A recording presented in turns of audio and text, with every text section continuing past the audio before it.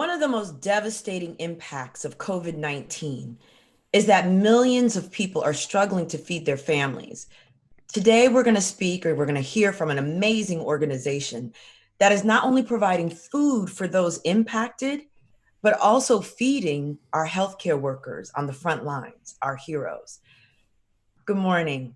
I'm Leah McGowan Hare, and welcome to another one of our live weekly conversations as part of our Leading Through Change series, a chance for you to hear tips from business leaders like all of us who are trying their best to get through this COVID-19 pandemic.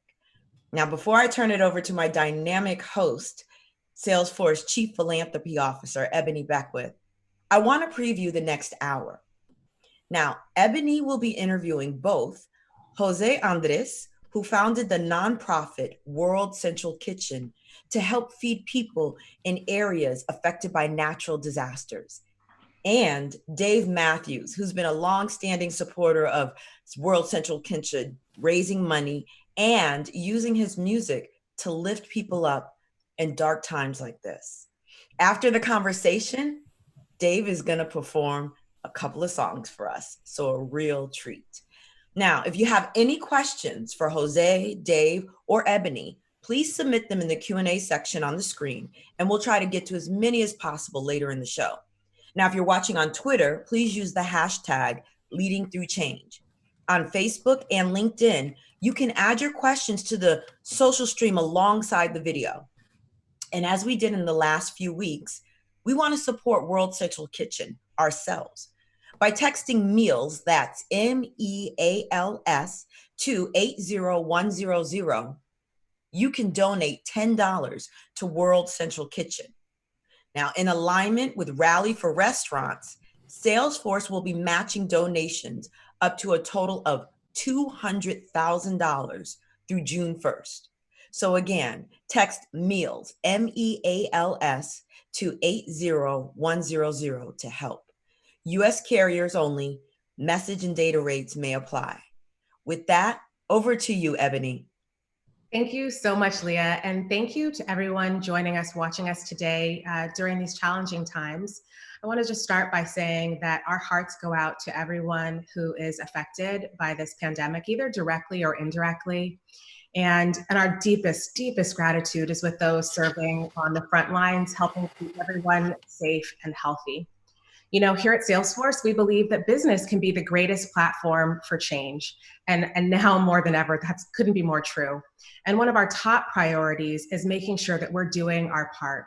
So during this time, we are supporting the global community by making philanthropic donations where we live and work. And we're also bringing awareness to people and organizations who are doing their part every single day.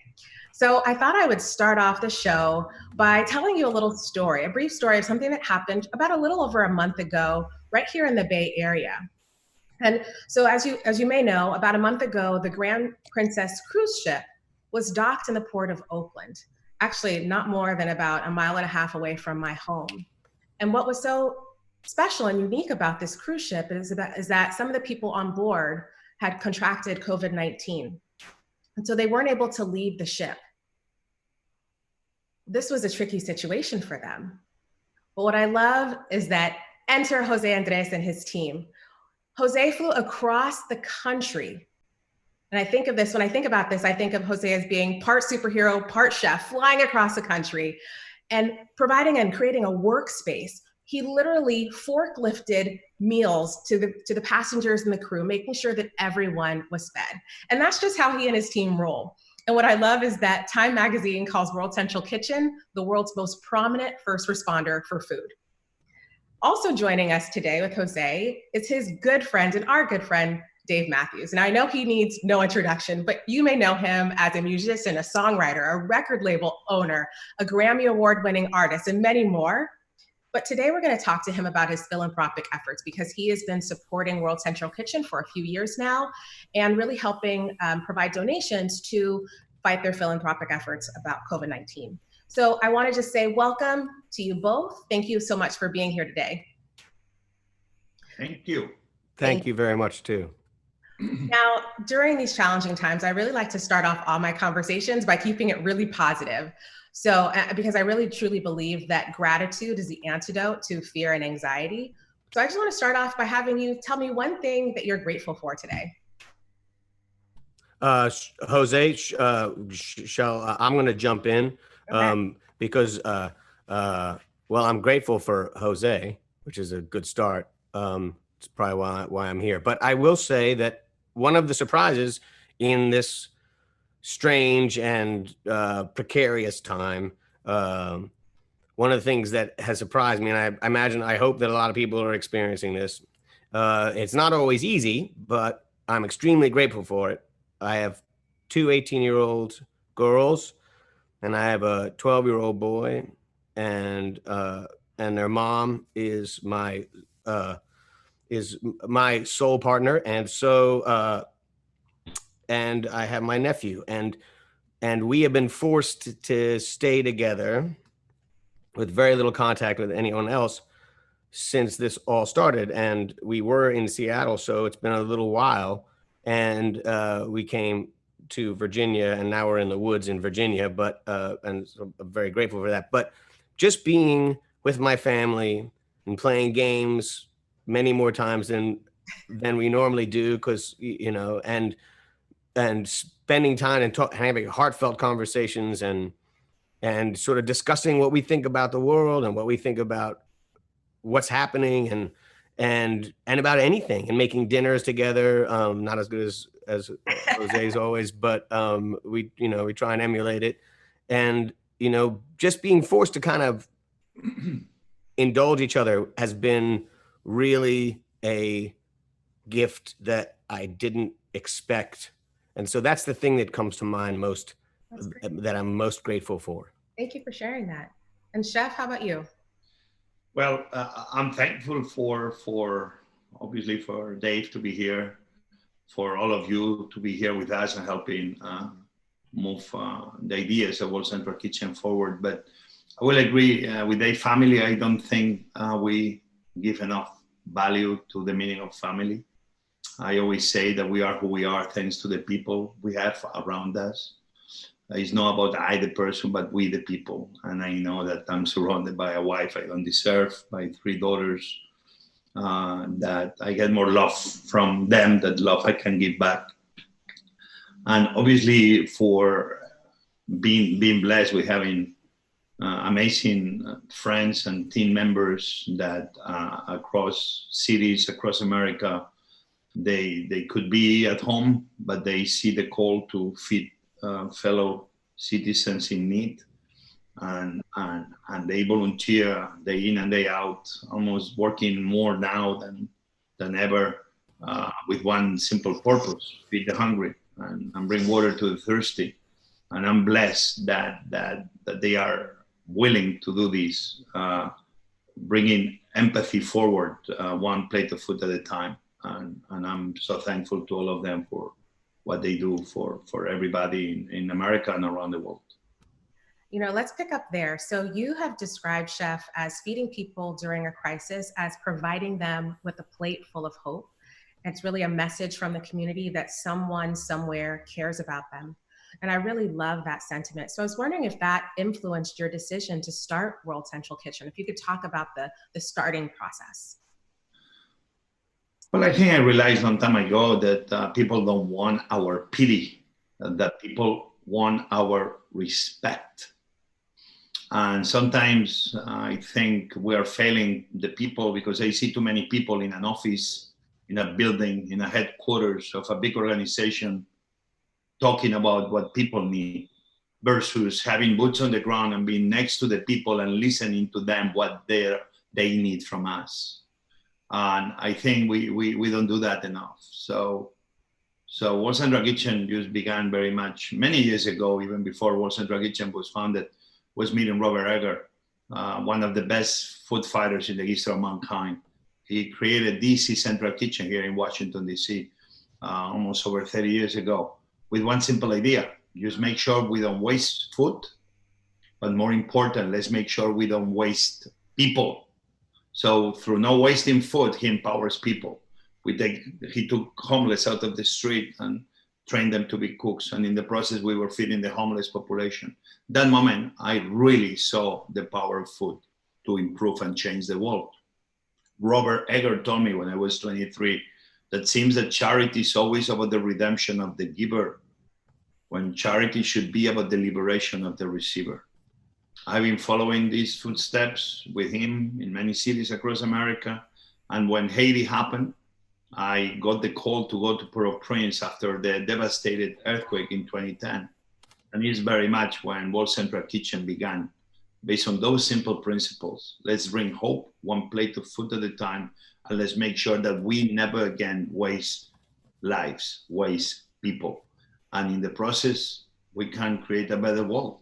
That's what we are today. One plate of food is the beginning of a better tomorrow. And in the process, we try to put the communities up and running. That we've been doing in places as far as Indonesia, Bahamas, Guatemala, here in the United States, in many states through hurricanes and fires and earthquakes. That's what we do at World Central Kitchen. Thank you. Now, Dave, you've been involved with World Central Kitchen for a few years now, and most recently, you've been helping to support their fundraising efforts around COVID-19. I wonder how you got involved. How did you get involved with Jose? How did you connect? So I can tell you guys are good friends. So were you at a restaurant? Was Jose at a concert? How did this happen? Well, there's been Dave, before you answer, I began listening to his music and drinking his wine before anything. So I feel I know him because I was drinking him before we met each other. I knew that. I was drinking his soul. I was drinking his spirit. And I was listening to the whispers of his songs lifting me up. Okay, and Dave, I want to hear your version now. I was excited. I'd heard about Jose's restaurants, and then I heard that he was going to take. I think he took some of our wine, our Virginia wine. We have a local, because everybody should have some wine made nearby, or some sort of something that can ease the day-to-day pain with some lubrication, and I heard that he was going to take some and serve it at the White House, which was pretty exciting to me. But the first time that I realized that that he's irresistible, and when I really felt the power of who he is and the power of his generosity was we were at a gathering in Southern California, and he was talking. He was having a conversation sort of in front of an audience. There was and then he described an emergency. He said what the word emergency means to him is now. It means now.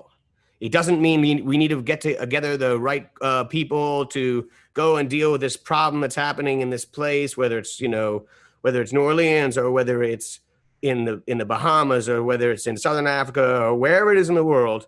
We need to get a force together and we need to communicate and plan on how we're going to do this, because that's not responding to an emergency.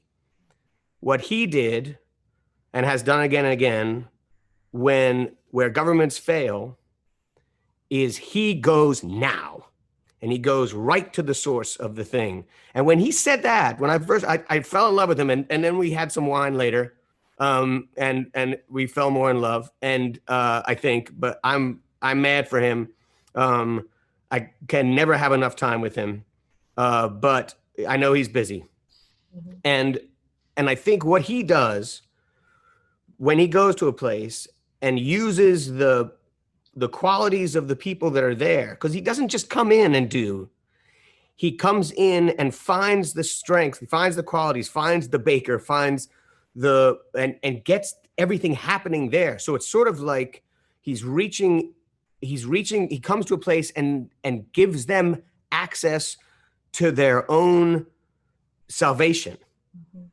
which is profound. And when we give as an act, I'll use his words, when we give as an act of pity, it doesn't enrich the soul of the recipient. But when we when we give access to those people's greatness in a time of trouble, it gives them immense power. And so I think we could extend his philosophy of philanthropy to the idea of giving people that don't have access through their own better qualities. Find the teachers, find the healers, and use them to lead you. And I feel like he is a person that can find the best in everybody, and I'm just grateful to know him, and I greatly appreciate his appetite for wine and for celebration. Okay, well, Chef, World Central Kitchen is now operating in more than 30 cities across 15 states. You are serving over 150,000 meals daily. That's just mind-blowing. And now we know with regard to this pandemic, this is impacting everyone from frontline healthcare workers to young children who aren't able to access meals because where they received their meals was at their schools, and now they're no longer in schools. So we know that you're getting to see, those two groups of people and everyone in between. So can you walk us through your response to COVID-19 and specifically through the lens of food, how you're responding? Well, we've been following this pandemic play from the beginning of Wuhan. We've been learning, watching how the Chinese people, the Chinese government were handling me specifically in the terms of food. We responded to Yokohama even before Oakland, and we put into work the experience we had feeding people under cholera situations in places like Haiti, or most recently Beira in Mozambique, where we responded to the cyclone. So when I saw that this was really coming with Nate, who is my best friend, it's an angel sent to earth, who is the leader of World Central Kitchen. He's the leader, I'm the cheerleader. We saw that we were talking about the health crisis. We were talking about the economic crisis, that I think that's the wrong approach, because first you need to take care of the health crisis before you think about the economy first. And we were not talking enough about the humanitarian crisis. And I saw that we had to be ready. And we activate ourselves even when nobody saw that the problem was coming, because we forecast that business were going to shut down, like happened in Italy and Spain and China, that people were going to be without jobs, that many people in America don't have the safe nets that they need to be for days, weeks, or even months without work. And that was going to be a lot of people that they will kind of fall behind. And that's why we began putting the teams together, activating the teams, and understanding where the need was going to be. And we do this in many ways, giving ideas. I remember mentioning that the school lunch systems, if they close the schools, we couldn't be not feed the children when the money is already approved by the government and by the states. So I remember you saying on TV, guys, we need to keep the school lunch program going. Many school districts didn't know because they listened to me, but the governor of California was the first one to announce it after he watched that kind of piece on CNN. I'm only saying that we all have to give good ideas out there to make sure that our local leaders incorporate them, and hopefully they don't make the wrong decision. So World Central Kitchen, I see ourselves as we cover the needs, the blind spots of the system. It's great men and women doing things. Well, local restaurants that they are taking care of their own community with just providing some meals. But then you have NGOs that some of them are stepping up. You have the food banks of America through the partnership with Feeding America, that they are doing an amazing job. All of a sudden, it's a lot of good things happening. World Central Kitchen is here to make sure that we cover the blind spots. A hospital is going down because the kitchen is not operational anymore, or because the increase of need is tenfold and they cannot handle it. We go and we feed the hospitals. We are right now feeding hundreds of hospitals across America with local partners. Restaurants, I opened my restaurants. I closed my restaurants, almost the first one, but I said, I'm not closing to never open again. I'm closing as a restaurant. I'm opening as a community kitchen. Why? Because I knew restaurants like mine and others, we will play an important role in feeding local communities. Many hundreds of restaurants across America, they joined this movement of our community kitchens, where we are able to be providing food for elderly right above where they are, or to homeless, as we're doing in many cities. So what we're doing is this: homeless, elderly, children, low-income families, different neighborhoods. That's why in New York alone, we are in more than 175 distribution points. We are already in Charlottesville. We are already in Norfolk in Virginia. We are in Oakland. We are in LA. We are in Little Rock, Arkansas. We are in New Orleans. We are in Spain with 8 cities. At the end of the day, what we do is trying to come, show empathy, and it's not like we do everything, but sometimes we show people how we do it, and sometimes they join us, or sometimes they start things on their own. Great. It needs a 360 approach to make sure that during the next weeks, we take care of the hungry, so we can dream of a better America down the road. Question for both of you is, what are you seeing on the front lines that maybe the average person isn't seeing, just from your point of view?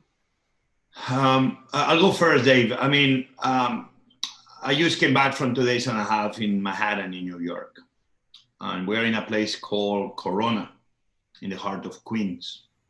And Corona, it's a lot of people, they are immigrants, that all of a sudden they have no job. And I'm guessing that many of them may be undocumented. But the reality here is that those men and women, to me, they are part of the DNA of America.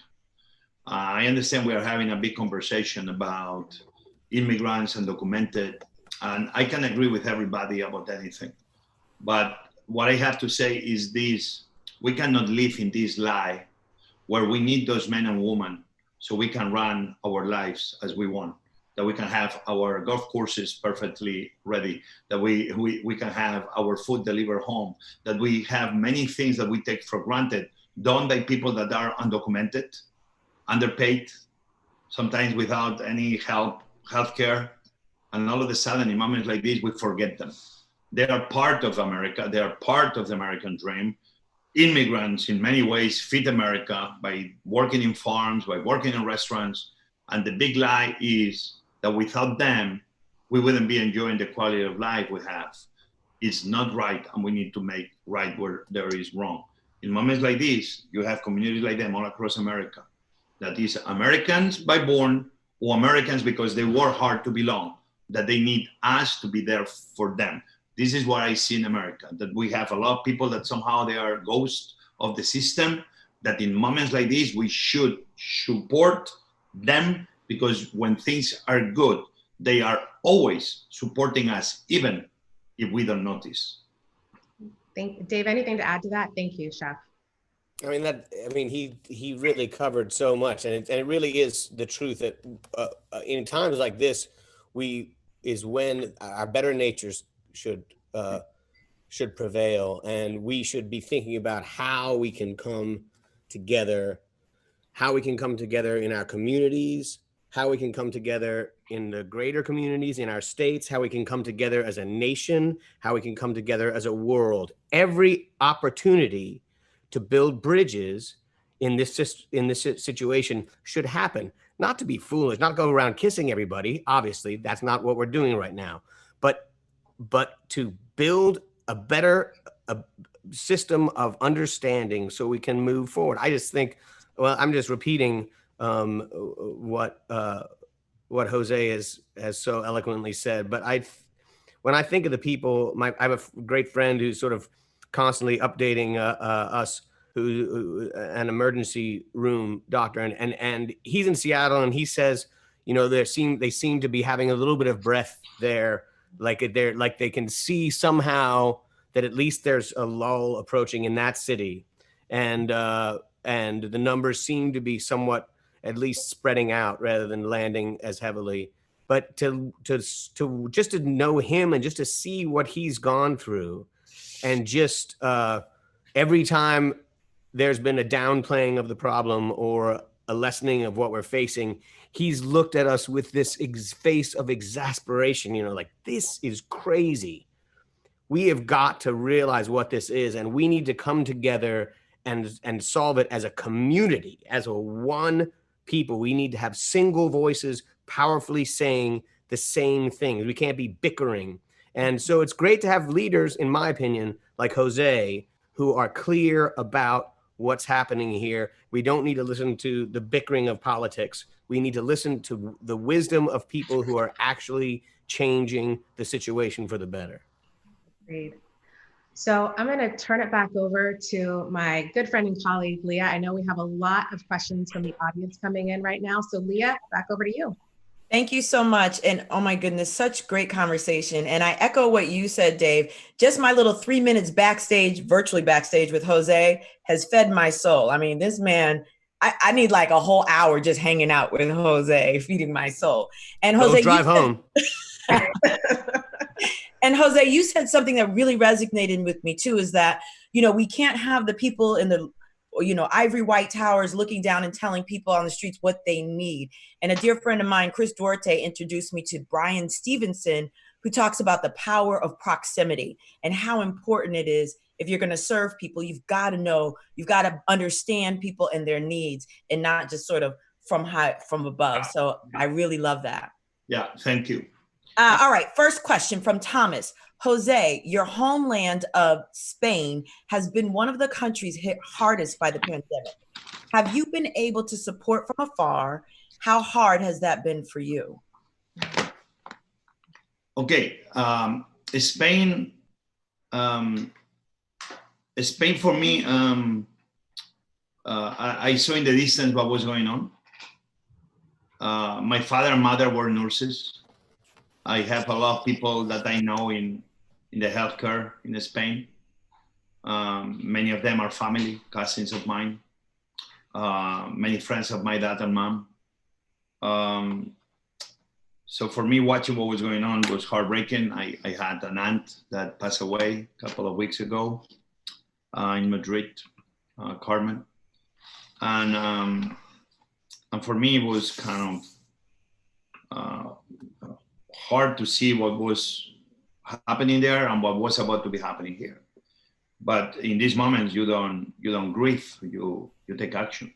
So I'm very happy that I've been able to open many kitchens in Spain, and we have every single chef of Spain rallying behind one single goal, that is, let's keep the healthcare workers fed, let's keep the police, the firefighters, but more important, let's keep feeding those elderly people that sometimes are forgotten at home, because we all concentrate on children and police and firefighters and healthcare workers, and that's great. But we cannot be forgetting the elderly, that sometimes they don't have family or they don't have help and they're at home and they're alone. And for me, that we take care of the people that need it the most in moments like this gives me a lot of joy. So again, we can stay home, but we cannot do something.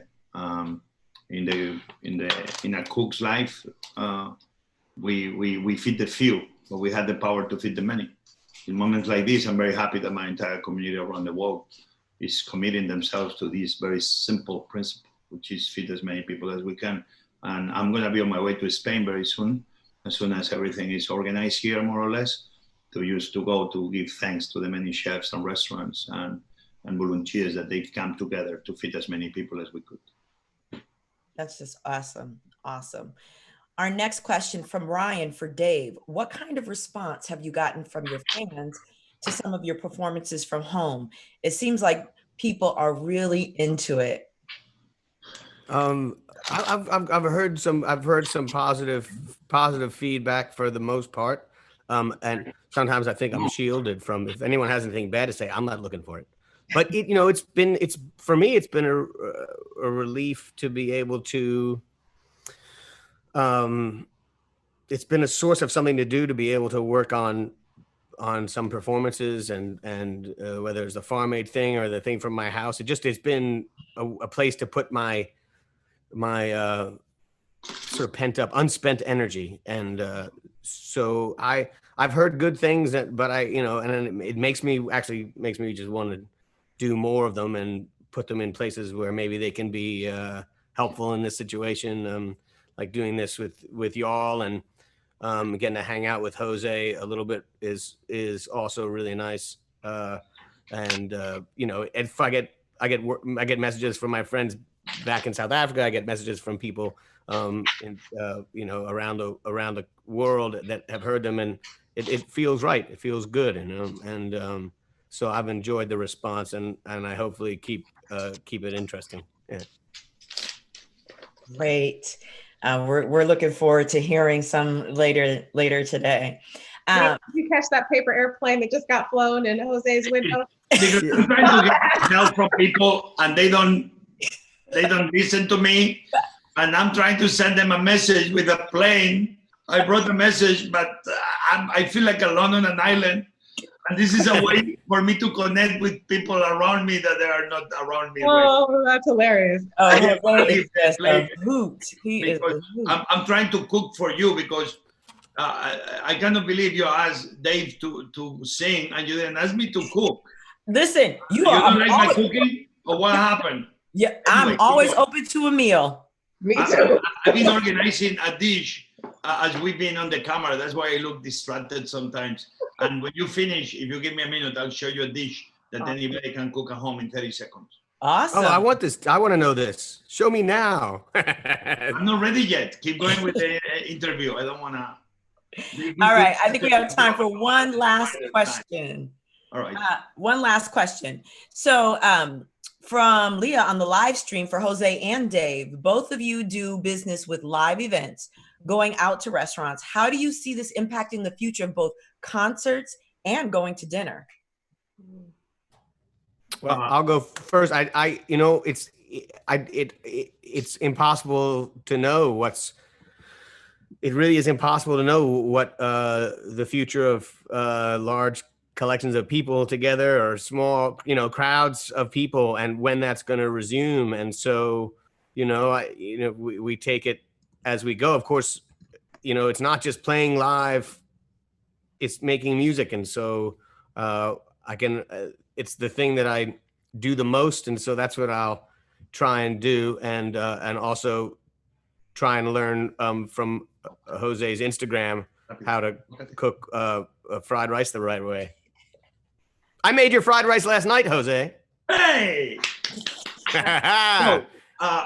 let me tell you, listen to me. Things are going to be fine. We need to do things right now. We need to follow Dr. Fauci and what he's telling us to do, our health experts. Loving each other right now is to stay away from each other. But this is going to change. If people are hopeless, don't be hopeless. Be hopeful, because we're going to come together stronger. Read what happened in 1918, 1919. People survive, and a lot of people die.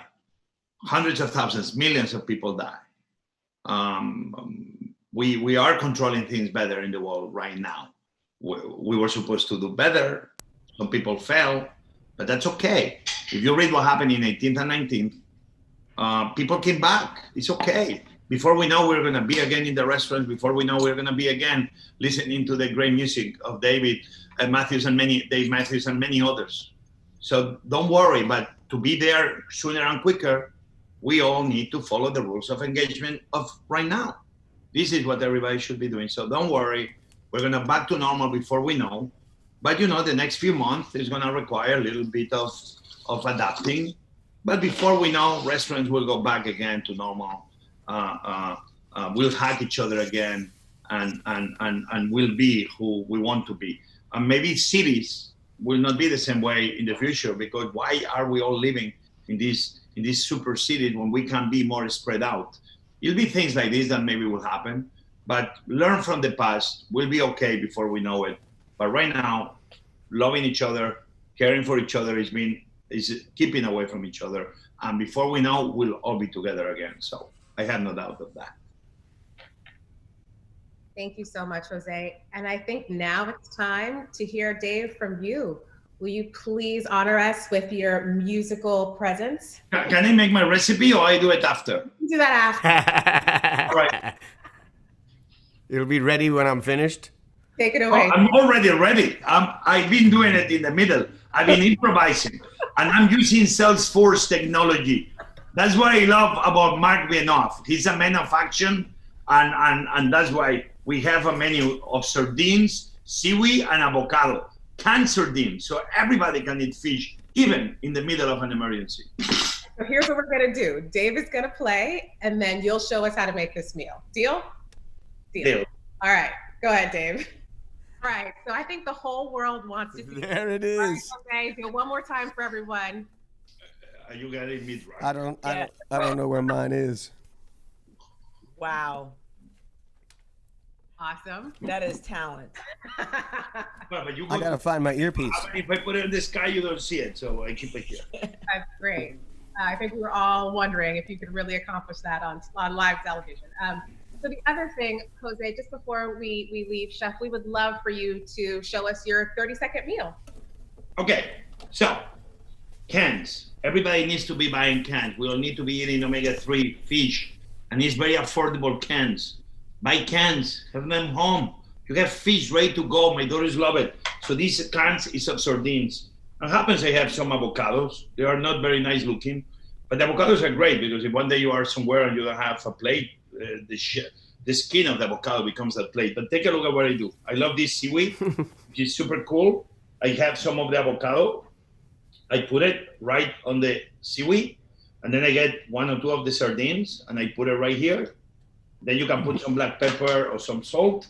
And right here, you have a taco of fish, the avocado, and the seaweed. I know this looks like very fancy, but actually, if you look around, you find it even in bodegas, in very different markets all across America. And here, one taco at a time, we can feed the world.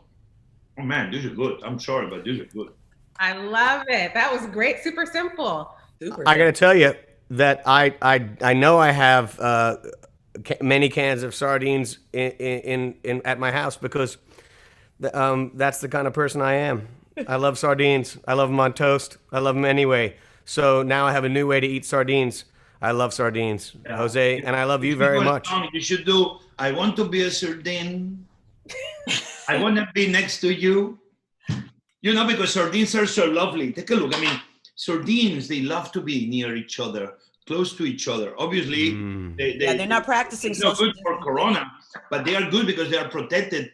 They are so lovely, sardines. They like to be together. They love to be together in the ocean. They swim very close to each other, and they love to be together in a can. So we need to be like sardines, loving each other, being together to each other, to our families, to the people we love.